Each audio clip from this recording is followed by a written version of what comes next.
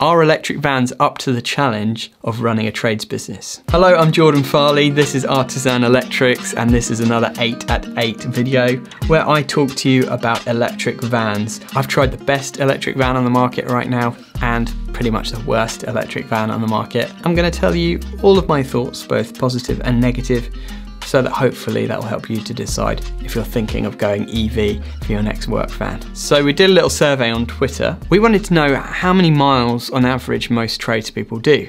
34% of people said that they do between 50 and 100 miles a day for their work. 32% said they do under 50 miles, and 25% said that they do between 100 and 200 miles. Only 9% of people said that they do over 200 miles on average as a day as a tradesperson. Interesting. In theory, a van that does 200 miles of range should be suitable for 91% of tradespeople. But is it really? What I've found with most EVs in general is that there are quite a lot of factors that influence the actual real world range. Let's take the electric transporter, for example. On paper, it has a range of about 82 miles. Real world, though, is significantly lower than that. Just getting into it and starting it up in the morning, it tells me I've got about 51 miles of range. It's probably quite a lot lower than that. The temperature outside affects the range. The fact that I've got a lot of tools and heavy stuff in it, it's all racked out, I've got a roof rack on it, that reduces the range as well. So the actual estimated range that's stated versus the real world range can be significantly different, as much as half with the VW Transporter. Now jump to the Vauxhall Vivaro, or Vivaro-E. It's got a stated range of 205 miles, which seems excellent. Having driven it around for a while and experienced it empty, I can say that you do get probably about 180 miles of real world range. But then when you start to load it up, you put a roof rack on it, have a colder day, that's when the range can drop down to a lot lower levels, and you could end up looking at between 120 to 140 miles of range. I've not had the time and opportunity to try it out in all the various states, but you can see how there's a significant drop from the stated range down to the real world range, and that's where it gets a little bit tricky to use an electric van on a daily basis as a tradesperson. So we've come here to a car park full of ornithologists to showcase the differences between these two vans behind me. On my left we have the muscle car of the electric van world, fuel guzzling beast of a van with a 37.5 kilowatt hour battery but only does about 50 miles of range. On my right we have the Vivaro-E, which has a 75 kilowatt hour battery and does over 200 miles of range on paper. And I'm going to just walk you around and talk about the things I love and hate about both vans and put them head to head. So one thing that bugs me about both of these vans is where the charging port is, because on the Vivaro-E it's here where the fuel cap used to be, and it's exactly the same on the Transporter. Now I can hear all the keyboard warriors going, "No it's not! No it's not! The fuel cap's here! It's at the back, not the front!" Okay, you're probably right. Let me know in the comments. This weird hatch that doesn't do anything, is that where the fuel cap should be? Let us know in the comments. It's not really a big deal, but I just think it would be much more logical to have it on the front, for example, or just somewhere that's kind of easier to reach with the charging cable. That's one little bugbear. Let's talk about something that I like about this van. App connectivity. This vehicle, you can get your app up, you connect it to the vehicle, you can turn the heating on remotely so that you can precondition it before you leave. This one has no smart connectivity whatsoever, and that makes all the difference with this vehicle. It makes it more functional, and it's just the way electric vehicles should be, really. A little love-hate thing I have about this van is this.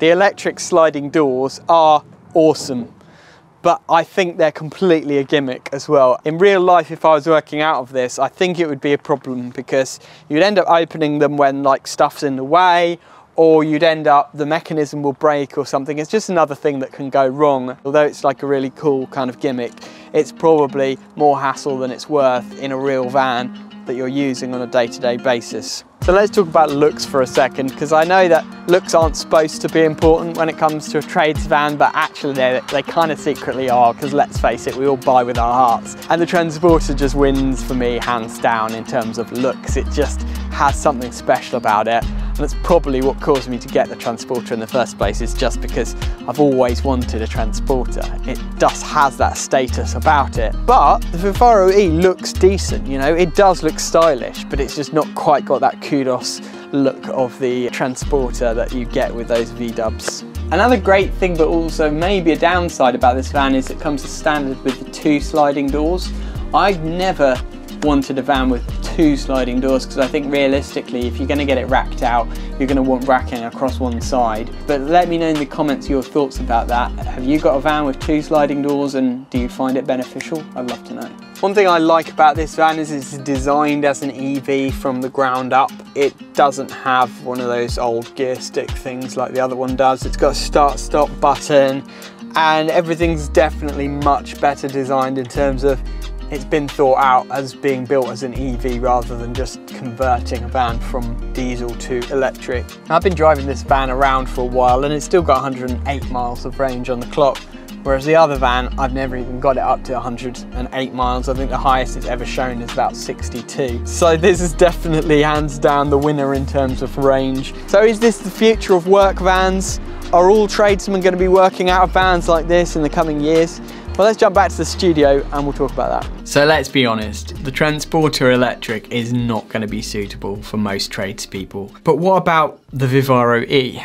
I have to say that there are some really compelling things about that van that make me think we could possibly transition our fleet over to those kind of vans. But there's one thing that's holding me back, and that is the range. Even with that stated 205 miles of range, the real world goes down quite significantly from that, and I just feel like it's on that edge, on that tipping point between it being an issue and not. If the charging infrastructure was there, in terms of plentiful rapid charging everywhere you go, easy to access DC fast chargers, then I would say that that would be the thing that would tip it over into a yes from me. But the state of the charging network at the moment in the UK, apart from the Tesla charging network, is just still very poor. And so I feel like I'd be causing the guys more problems than I'd be solving by putting them all in those electric vans at the moment. But it's a real shame, because I feel like we're so close. Maybe if the vans had 250 miles range or 300 miles of range, or if the charging infrastructure was a bit better, I'd be going down that route right now. But for the moment, I'm just not 100% sold. I do believe that electric vans are the future for tradespeople, for delivery drivers, for everyone. But we just need to get the technology right, and then we can all make that leap. And when that tipping point comes, it's going to be a flood of people who are going to be getting electric vans, and then the issue will be getting hold of any. But I look forward to that day, and I'd love to know all your thoughts in the comments below. Do you agree with me? Do you disagree? But either way, I hope this video has been interesting to you and helpful in some way, and if it has, it really helps if you hit the like button and subscribe to the channel if you haven't done so already. And that's it, another 8 at 8 video is done, and we'll see you on the next one.